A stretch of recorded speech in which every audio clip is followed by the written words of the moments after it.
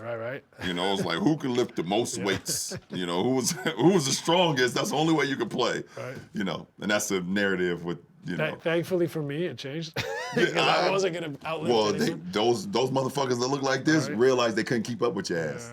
You know, that's why it changed. You helped change it. You know, so I remember coming to the league and like being shocked at like how strong like Derek Harper was. Yeah.